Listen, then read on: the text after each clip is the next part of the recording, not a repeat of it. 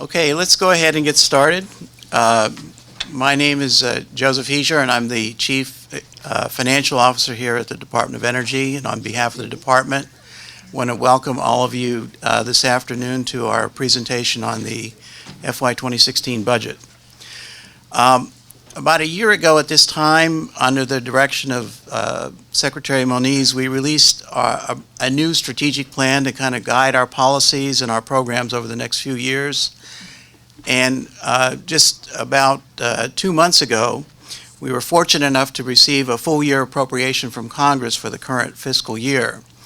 So combining those two things now, we really have a really solid base on which to plan the FY 2016 budget. And we are now about 2 years into the tenure of Secretary Moniz, and so many of the new directions that he set since he came into office are now really beginning to take form. And so in today's presentation, the Secretary will be reflecting on some examples of where we are making progress, as well as outlining our plans and priorities for the FY 2016 budget. So let me turn it over to the Secretary to lead the briefing. Thank you. Thank you, Joe. And welcome for this summary, at least, and of our budget submission. Let's see, this works here. Great. So the first thing I wanted to just emphasize is a reminder. I think everyone in this room is probably familiar with our various missions.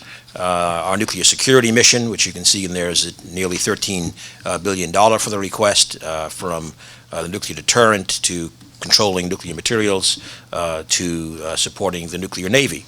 Then, of course, our major missions in science and energy. This year the request will be nearly $11 billion. Obviously, supporting the President's Climate Action Plan, moving to a low-carbon future, is a very important part of that. I'll be saying more about these, of course, but also there's a really heightened focus on the issues of energy infrastructure and resilience against a variety of threats. And we continue to, I think, hopefully execute successfully our responsibility in terms of being a major supporter of basic research, and most especially being kind of a backbone for the country's physical science research infrastructure. Environmental management, our third major mission area to clean up the Cold War legacy. As you can see, nearly $6 billion there. And I would say each of these three areas is under the leadership of a different undersecretary in the reorganization that we made about a year and a half ago. I will just add one thing to this slide in terms of kind of a mission focus, and that is an evolving mission focus around emergency response. Of course, we've had that for a long time in the nuclear arena, nuclear incidents, radiological events, should they occur, but now increasingly a focus on energy infrastructure under FEMA, having responsibilities there. And while those numbers are in the M's, not the B's, but we will, for example, be seeking an increase, for example, in the Office of Electricity's response function from $6 to $14 million. I'm sorry, and the pie chart is here. As you can see, the numbers that we just said, plus the other, which is a variety of smaller programs adding up to about $700 million. I would just note that although it's not quite the same thing as those slices of the pie, the defense budget, or so-called 050 budget, is $18.9 billion out of the 29.9, so 63% of the budget is in the national defense category. Let me turn now to some of the specific areas. I won't go through these slides word for word, or not necessarily even in the same order, but just to say that, okay, if we start out by looking at the science effort, one of the themes, for example, is that budgets have been perhaps a little bit tight, but we continue to and will continue to be building and advancing our cutting-edge research facilities that are used by over 30,000 users. So you can see here that, for example, we have completed on schedule, within budget, the National Synchrotron Light Source at Brookhaven, the 12 GeV upgrade at Thomas Jefferson Lab, the National Spherical Torus Experiment are in commissioning phases. And as we go forward in FY16, as you see, we will also be doing a major upgrade of the coherent light source at SLAC. We will be building the radioactive ion facility at Michigan State University. There's more, but that's the theme is that we will continue to provide and to keep pushing the envelope in terms of cutting edge facilities for the national research community, and of course some international users as well. In terms of science, well, mentioning the light source in SLAC, for example, we just put up there one about mapping the structure of a protein in a living cell. I'll just make as an aside, with our 4 light sources, well over a third now of their usage is in life and medical science applications. Anyway, I also put here just one example of polymer-based flexible electronics, just to note that, of course, we also, besides the labs, have a strong university research program.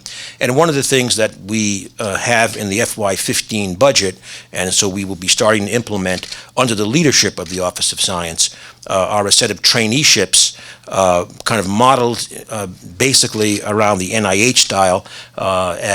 These will be competitively awarded. As you can see, these first 3 in computing, advanced manufacturing, and some environmental management issues, and then expanding in FY16, we hope to radiochemistry. These are areas of specific DOE mission need, and we will be developing both the talent and the curriculum to advance those. Again, looking at the highlights going ahead, I've talked about a few of them. Another is exascale computing, continuing our tradition of leading in high-performance computing. I put it here. It's actually a joint Office of Science and NSA initiative. So we'll be looking to 1 to 10 exaflops, and very importantly, what you need to manage the big data that we will be having in this kind of decadal time period. Advancing our Energy Frontier Research Centers, which we feel have been extremely successful.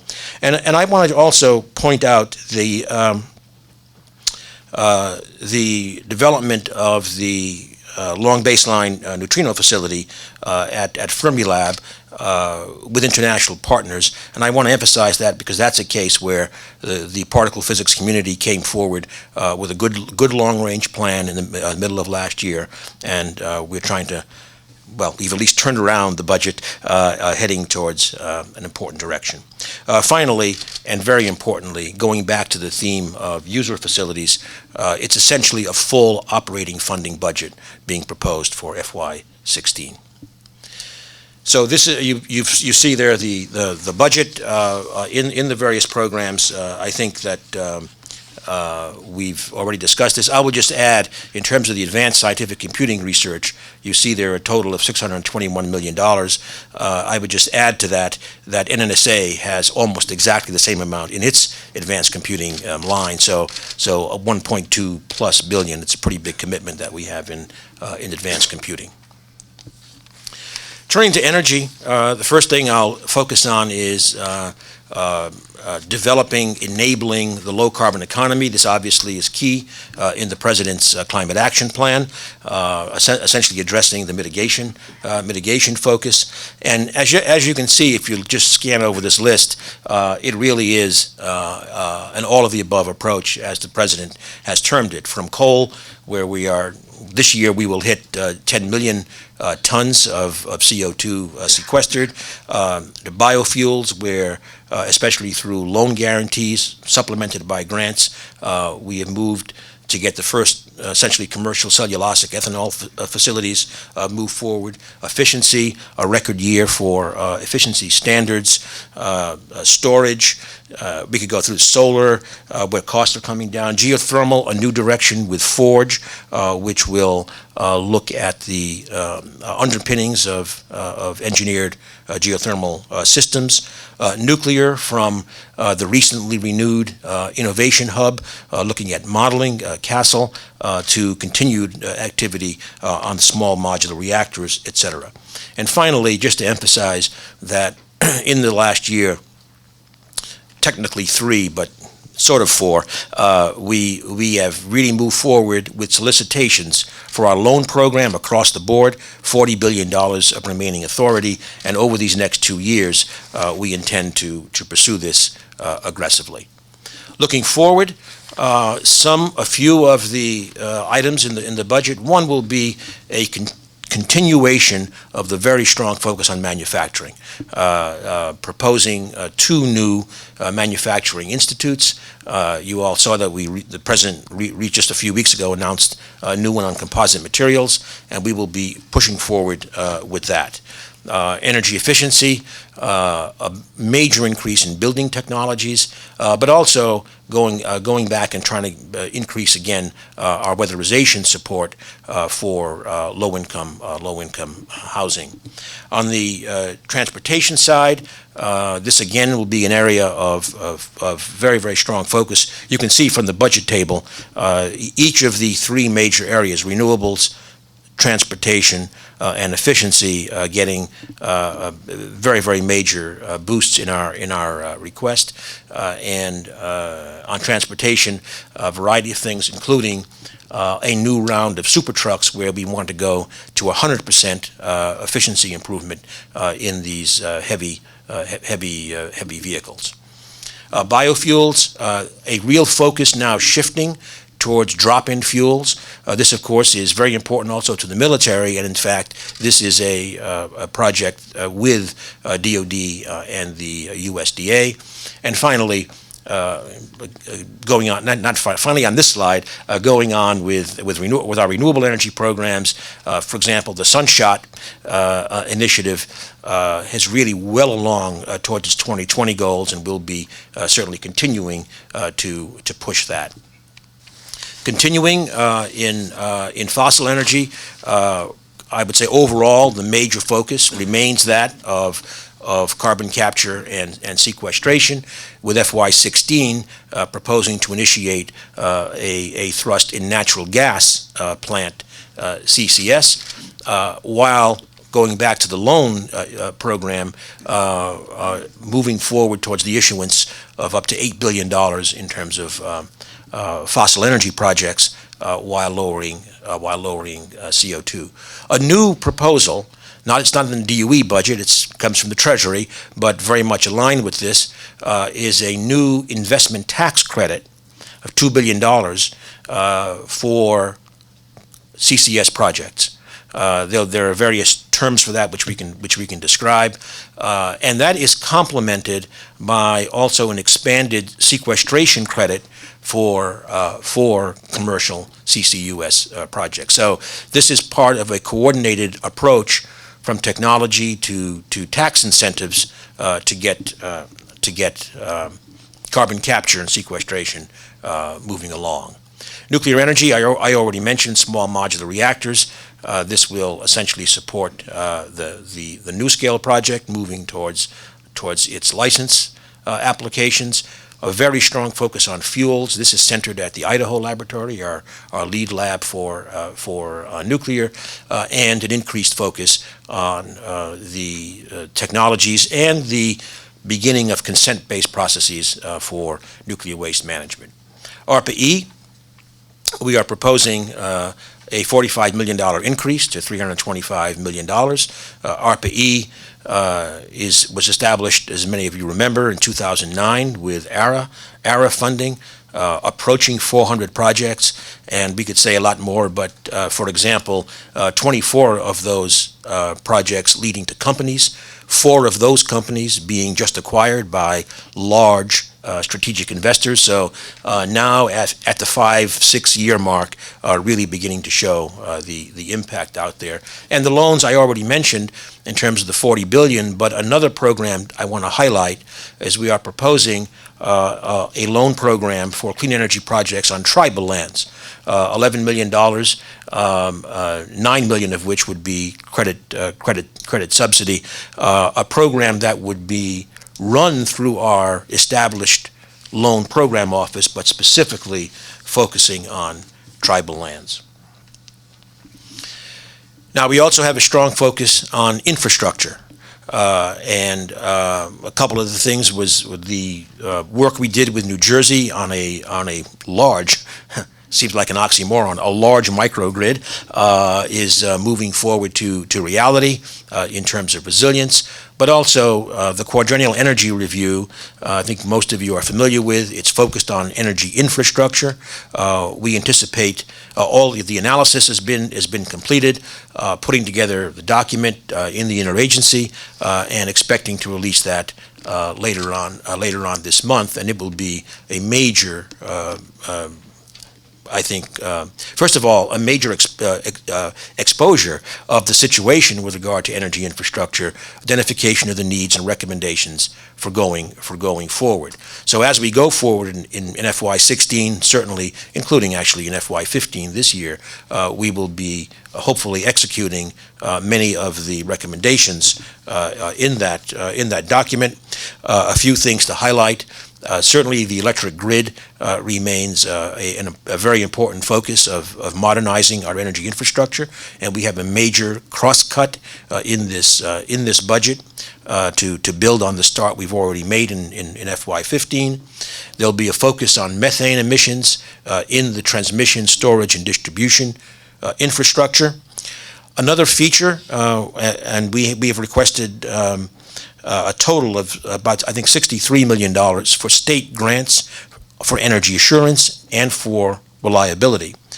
So the working with the states is something that we think is extremely important. And of course, continuing on to the second and third year of the Quadrennial Energy Review. Another area I will just mention, it's not as large in terms of the budgetary requirements, but very important, is obviously around the world there's a much heightened focus on energy security issues, perhaps starting in Europe and with the Ukrainian situation.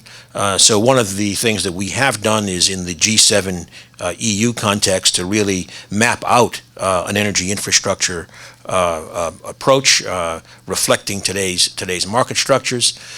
Internally, last year we did a 5 million barrel test sale for the petroleum reserve. We learned a lot, and then in fact, if we go down the page, this budget has a $257 million proposal to in fact address some of those infrastructure challenges that we saw in the test sale and through our analysis for the QER.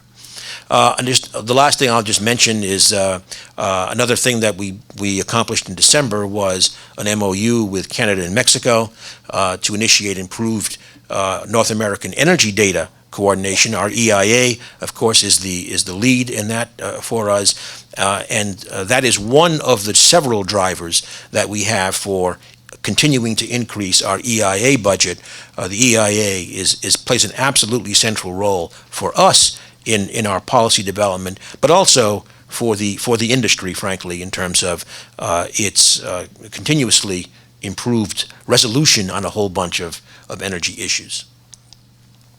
So again, you've seen the table there, and I think we've talked about the essential points.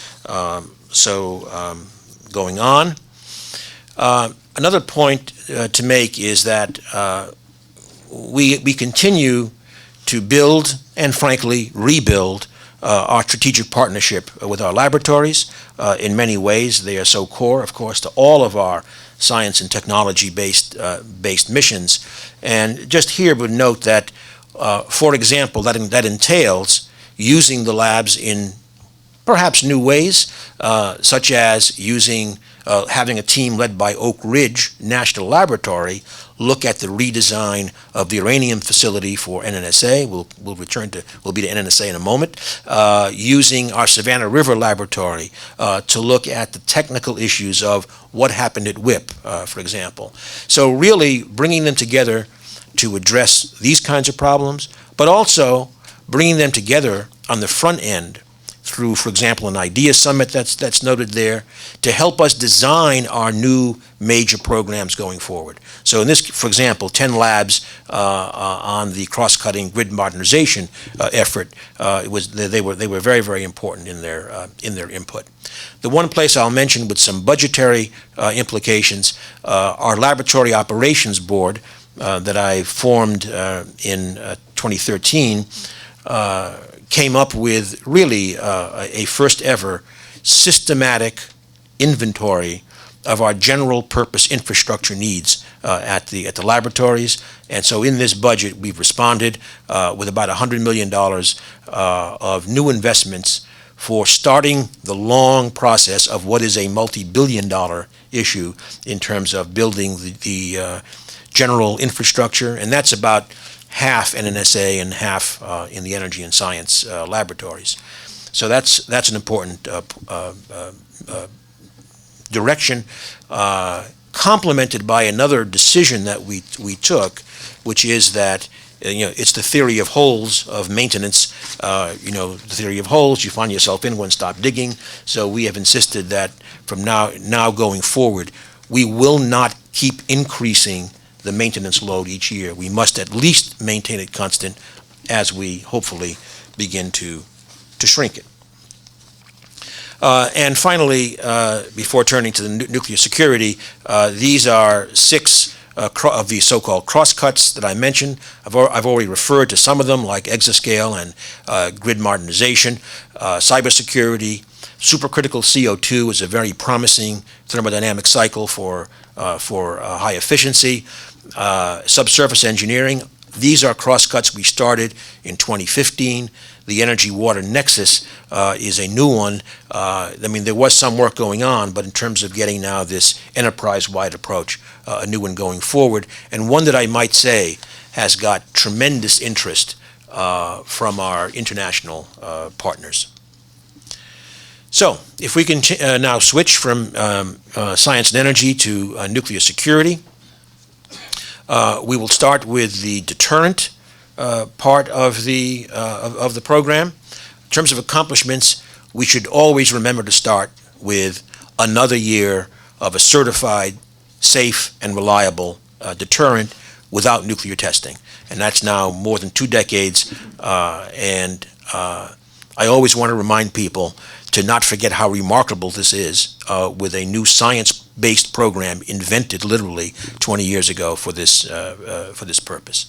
Now, we've continued and will continue, if you look at accomplishments and highlights for FY16 with our life extension programs. For example, the 76 for our friends in the Navy we're about halfway there towards completion in fiscal year 19. We are on track, maybe even a little ahead of track, on the B-61 life extension program. I won't go through all of it, but this year saw the W-80 selected as the warhead for the Air Force's next generation standoff cruise missile. And in fact, in the FY16 highlights, as you'll see, we have moved that 2 years to the left to meet the emerging military requirements. So a lot going on, and really a lot of I think success in terms of meeting our responsibilities for a reliable deterrent, even as it is shrinking. Now, of course, we all know that there's a major challenge of modernizing the production complex there, and here in FY16, we will be carrying through our disciplined, modular approach to meeting our uranium and plutonium responsibilities, and doing so with a lot more control, frankly, over budget and schedule than had been the case. And that's something, and we'll come back to that perhaps, but General Klotz at NNSA, for example, establishing new program managers to really make sure that these are focused on and get done in time. Turning to nonproliferation and the issue of controlling and eliminating nuclear materials. In terms of accomplishments, last year, almost 200 kilograms of vulnerable nuclear material taken care of. And I want to emphasize both bilaterally, that is us with Italy, for example, but also trilaterally with Russia. We know we have obviously a difficult relationship to work out at the moment with Russia, but this collaboration continued with removal of materials from Poland, Hungary, and Kazakhstan in this last year. Over 100 kilograms of weapons material just from Hungary and Poland together, for example. So that's maybe a bright spot in the relationship in terms of our mutual interest in moving forward there. Another issue is that the program is reorganizing, has reorganized into 4 business lines that we think provides more clarity in terms of the major missions in the program: global material security, materials management minimization, nonproliferation and arms control, and nonproliferation research and development. In addition, the counterterrorism and emergency response functions, we think will benefit also by a consolidation within this program. The MOX project has a little bit of interest. So I'll just say that there in the budget, what we are doing is we are taking the congressionally mandated program for FY15 of $345 million for building the MOX facility and continuing to construct. So we have kind of a constant level of effort maintained while we complete what we think will be largely the validation, frankly, of studies that we have taken out about the costs of various options, and then with the Congress work out what is a viable path forward. Navy nuclear propulsion.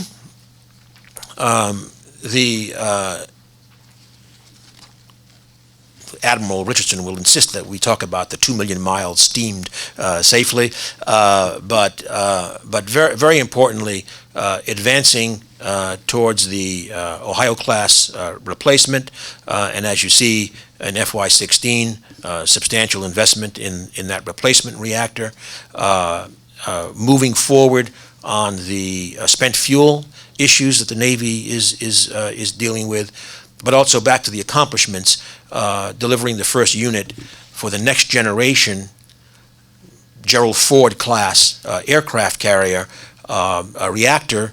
I think the hope remains for that carrier to be deployed in 2016. Maybe there's going to be a little bit of a delay, but pushing hard on that. But anyway, but our job with the nuclear propulsion office to have the power plant ready has really moved forward. And again, you see the budget that's been up there on that screen. Turning to environmental management, a lot of challenges, as there always are in terms of this program. But I do like to always start again here with the context that when this program was established, we had 107 sites, 3,100 square miles, and it's now down to 16 sites and less than 300 square miles. Now, that's a 90% footprint reduction. Obviously, the ones that are left are not the easiest. So those are challenges. But I think we do not want to lose sight of the fact that there's been a lot of progress. And just in this last year, one can see completing the demolition of K-25, the largest demolition project that the program has faced. Continued progress with the Defense Waste Processing Facility at Savannah River. Closure of six tanks. For the WTP at Hanford, arguably the most challenging of our projects, really moving forward with a new phase strategy that will allow us to start, say, within 5 or 6 years of making glass at Hanford while addressing the supernatant in the tanks, even as we solve some additional technical problems. At Hanford, cleaning up 479 out of the 586 square miles, and having again established river access to the river, to much of the river going through the Hanford site. So going forward to 16, very importantly, we will be implementing still the WIP recovery plan, and we intend in the first quarter of calendar year 2016 to start resuming waste emplacement. It'll be at least to 2018 before one is at, let's call it full operations, but we're on track for the beginning of 2016. And you can see here a variety of projects going on at our major sites like Idaho, like Hanford, like the salt waste processing facility. One that, again, we are projecting in FY16 as a major accomplishment is bringing the plutonium finishing plant, as it says, once the highest risk nuclear facility in Hanford, to slab on grade by the end of 2016. So again, it's slow work. This is going to be decades still to complete all the cleanups, but I think continuing to make solid progress. These are some of the site budgets, and clearly the river protection, which is where the WTP is. We need to get a big push in that construction. Within this overall top line, there are some decreases at sites, but without going through each of them, many of those reflect the completion of a certain set of activities. But there's no question it is tight, even as we make this progress. Finally, I do want to emphasize that we will continue to have a focus on management performance. Again, from day one, I've certainly emphasized that we're not going to be able to address our missions if we do not keep improving management performance. Among the initiatives of this year, some of the accomplishments, we think a very important one. It'll have to prove its mettle over the next couple of years, but a very important one was the change we made in project management, enterprise-wide. Establishing some clear principles to be implemented by each of the undersecretaries, elevating the systems acquisition board from an ad hoc process to one that's institutionalized, establishing a focus on risk management under that ESAB, and that's something that we think is very, very important. A number of other issues, as you can see, successfully resolving the hiring issues at Bonneville and restoring their hiring authority, recruiting ambassadors for our Minorities in Energy program, and various specifics. But the message is we will continue this focus on management and performance, including, as you see in FY16, a new human resources delivery model that will streamline the system, a new jobs council that we're putting together now to really be able to amplify our impact in translating all of our activities into jobs, and of course, continuing to focus on cybersecurity as a critical issue for us with our own data, be it personal data, financial data, nuclear security data, and working with the private sector in terms of energy infrastructure, cyber protection. And so again, a number of the other programs under our management and performance organization, but again, the main message is the continued focus on those issues. And finally, just to summarize, to go back again to the vision, as reflected in our departmental plan, you can see we're going to keep focused on the climate action plan. We will continue our all of the above energy strategy, as, for example, our loan program, among other things, reflects. Continue to take our leadership in physical sciences, enabling activity very, very seriously, focused on the stockpile, the deterrent, reduce the nuclear danger, address the legal and moral imperative of cleaning up legacy waste, continuing to work on strengthening our programs through enterprise-wide management by bringing complementary skills and needs to the table as we execute those. And finally, as I said, continuing our focus on management performance and in particular getting our new project management system exercised.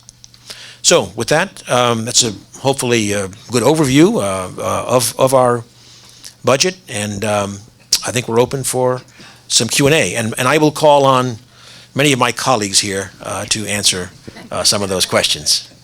Please. How are we going to do that? Lindsay, are you going to recognize people? Yeah, they're going to walk around. Please identify yourselves and your outlet when you ask your question, and keep it to one or two so we don't have a long litany and everybody has a chance.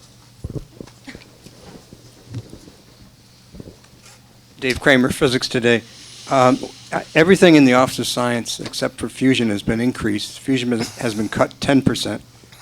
Is there a reason for that? And secondly, how much is the ITER contribution? I am recused from that one program. So therefore, I will, by necessity, turn it over to our Office of Science, or Science or Energy and Science. Lynn, do you want to say anything? Why don't you come? Oh, yeah, or you say it. I'll start and then I'll ask for help as well. As you know, there has been a long discussion of the future of fusion energy. This budget sustains that at the right pace given our contributions to ITER and the domestic program, and so it's a reflection of the state of all of that. Pat, do you want to say more? Thanks. So the request for fusion is a little bit above last year's request and reflects what we think is the right amount. Fusion was plussed up quite a bit in the congressional appropriation. ITER is flat with last year, and again, that's because we haven't yet seen the cost and schedule baseline that's been promised in 2015. Okay? Okay.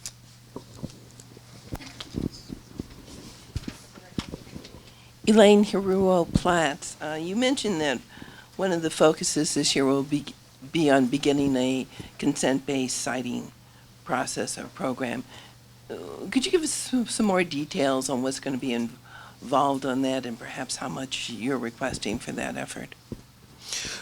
Well, first of all, making it clear that we remain committed to the administration's nuclear waste strategy statement as put out in January 2013. That in turn very closely followed the Blue Ribbon Commission roadmap, and the Blue Ribbon Commission had, as I recall very well, its overarching recommendation being that if it's not consent-based, you're not going to get to the end of the road. So we are, make it very clear, we are limited in what we can do under current statutory restrictions, but what we can do is start some of the generic work in terms of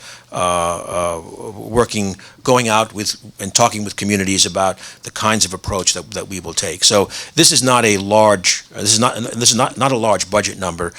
We do have activities that are technical that relate to this. For example, we will be moving forward in our proposal in fiscal year 16 to a deep borehole demonstration project, for example.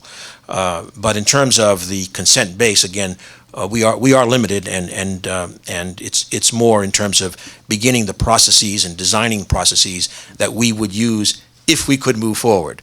Now, one area that we would very much like to move forward with, but again, we need statutory authority, is the pilot scale interim storage facility. We believe that remains the most sensible immediate step that we can take, particularly focusing on accepting spent fuel from closed down reactors. But once again, we know the Senate did have that language in last year. It did not get across the finish line, but that's something that we would very much like to get the authority to pursue.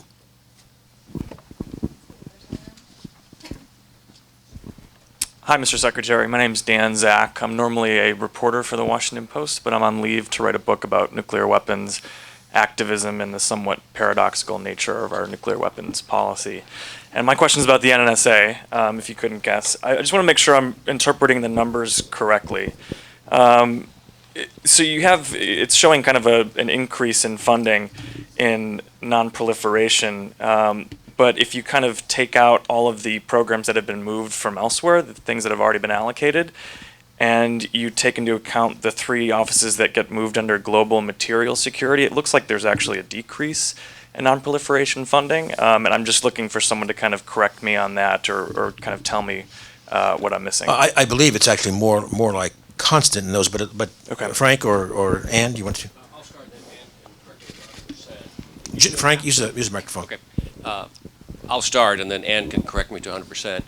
If you do an apples-to-apples comparison, those things that you might consider sort of core defense nuclear nonproliferation activities from the 15 enacted to the 16 request, it's about a 3% growth in those programs. You're right, the larger growth, that is the larger number that's reflected on the slides, indicates that we are moving nuclear counterterrorism and incident response out of the weapons activity account into the defense nuclear nonproliferation account.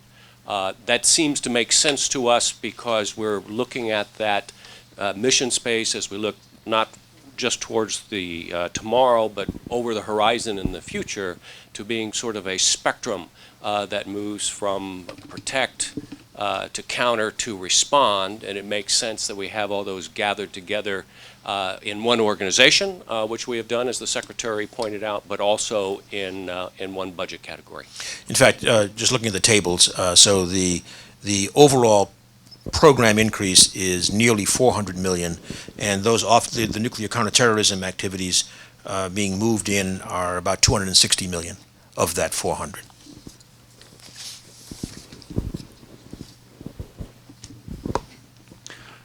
Kenny Fletcher with Exchange Monitor Publications.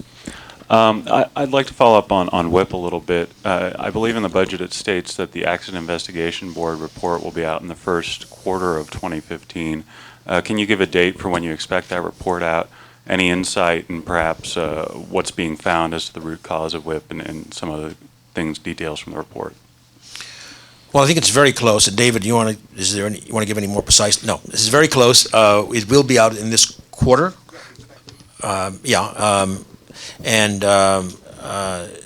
Certainly our understanding is that, first of all, well, not only the report, but the observations continue to support, that there was one container was the issue, and secondly, I think it would be fair to say that the combination of materials that could have driven an exothermic event has essentially been confirmed.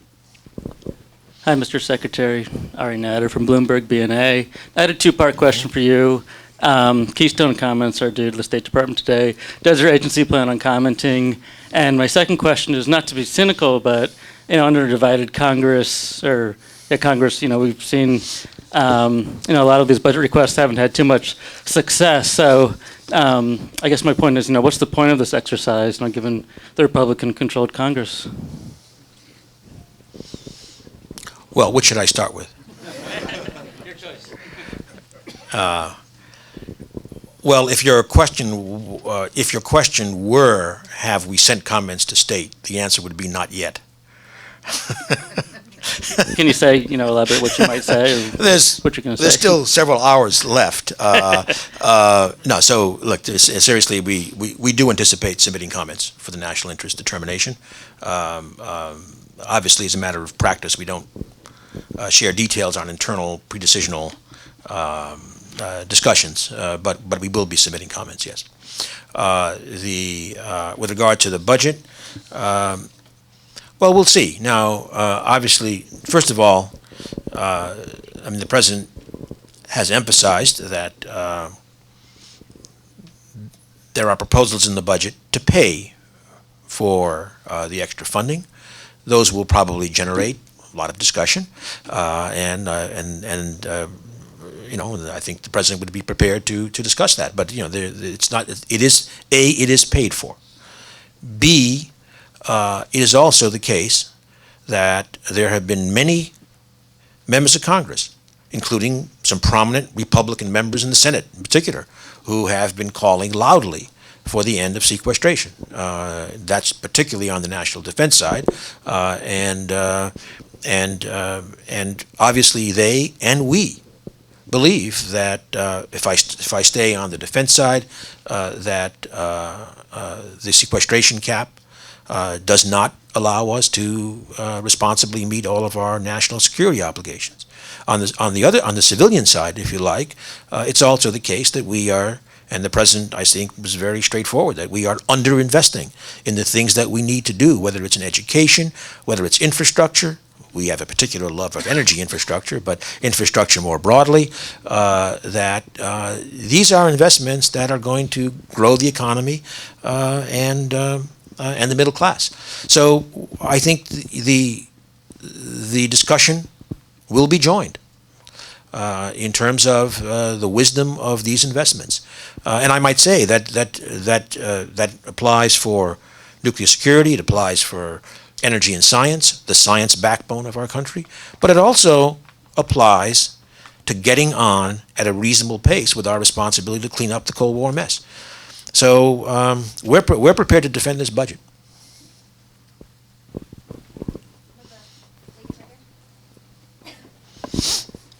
Hi, Mary Troyan with Gannett Newspapers. I wanted to ask a little more detail about MOX. The number that's in there is higher than what had been proposed for cold standby, but it's less than sort of full speed ahead on construction. Are we still considered cold standby, or are we abandoning that and moving forward towards construction? No, so the Congress in the FY15 budget said $345 million to build a facility and build. You must build. So we are building.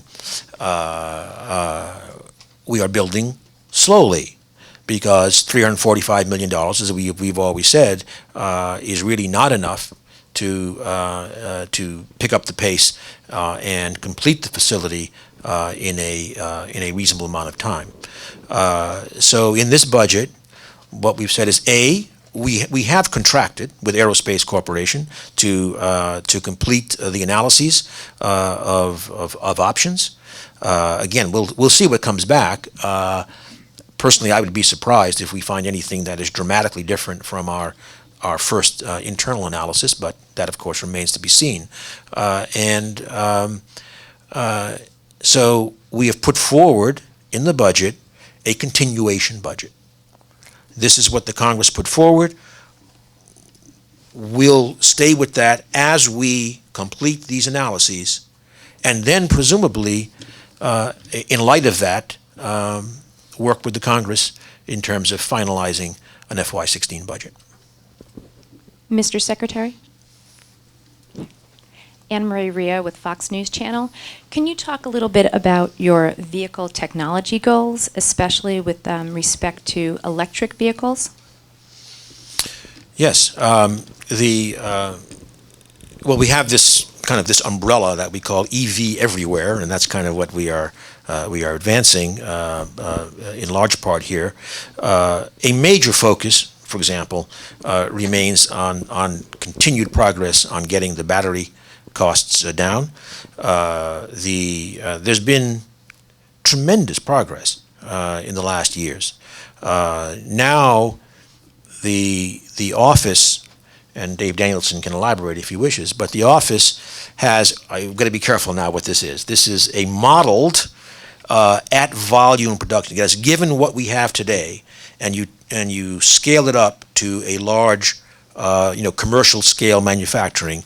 The projected cost is now below $300 per kilowatt hour of storage. A few years ago, it was double that. Now the goal for 2020 is $125. So there's still another factor of, 2.5 or so to go to get into the cost range that we think is what gets you into the commercial market, kind of the equivalence of a car today in terms of costs, capital and operating costs. So that's one of the major focus areas that will continue. And of course, on the battery side, we also have things like the battery hub at Argonne National Laboratory. So and at ARPA-E, lots of work on storage and so we have multi-pronged approaches on the cost reduction of that kind of technology. But that's not the only part. Then, in addition, for example, for electric vehicles, there's a lot of work on the drivetrain, working on the electric motors, etc. Very importantly, continuing to work on the lightweighting. Take out 25% of the vehicle weight, for example, and many things going on there as well. Manufacturing R&D, for example, the last manufacturing institute was on composite materials, which could have applications in a number of places, including vehicles. So it's really, those are kind of the main thrusts there. I would mention, I don't know if you want to call a fuel cell vehicle an electric vehicle, but it's obviously an electric drive vehicle. And that's another direction where if you went to the Washington Auto Show, was it last week? I think it was last week. You saw 4 different companies with fuel cell vehicles. And I drove one last Thursday here. It was kind of fun. But again, to give a flavor of it, one of the companies, probably don't want to advertise for them, but one of the companies now has a commercial vehicle. It's for sale in California. And, the opening price for a serious car is $57,500. Well, it's not exactly, cheap, but neither is it one of these, it wouldn't have been so many years ago where, you would have had no chance at all of discussing that in a commercial way. So it's, again, the message is, and by the way, you asked about vehicles, and I hope I've answered you, but if it's vehicles or solar, or you go, or carbon capture, it's all about cost reduction across the board, and that's what we're working on. Costs are coming down dramatically across the board, and I think we're getting to a place, within a decade, we're going to see lots and lots of penetration of these technologies. Is gas so low than it is now? Is it still worth pursuing? Absolutely. For one thing, gasoline prices, oil prices, gasoline prices are rather cyclical. And what we are doing is, again, I want to make it also clear, our job is not to manage market share. Our job is to see that the marketplace has technologies that are available for the market to adopt. Now, we think, of course, and we are working towards a low carbon future. So that marketplace, we believe, must be conditioned by low carbon. But within that, different places, different people will make different choices of technology. Our job is to try to make sure that we continue to drive the cost down so that those options are available. I think we've got time for one last question. Okay. Hi, Mayor Irfan with Environment and Energy. Mr. Secretary, you mentioned that this budget reflects a commitment to the Climate Action Plan. I'm wondering to what extent or to what specifics you can point to that reflect compliance with the 111D rules proposed by EPA last year? Well, of course, first of all of the technology work that we're doing on low carbon technologies fits into that, including the substantial continuing investment in carbon capture and sequestration for fossil plants, but the alternatives, small modular reactors, solar, wind, geothermal, you name it. So that's one obvious place. Secondly, there are, besides technology, there are a whole other set of ways that we go after, for example, efficiency. We do it with standards, and after exhausting Dave Danielson's program last year with 10, we're going to do 12 this year and 14 the next year, Dave, right?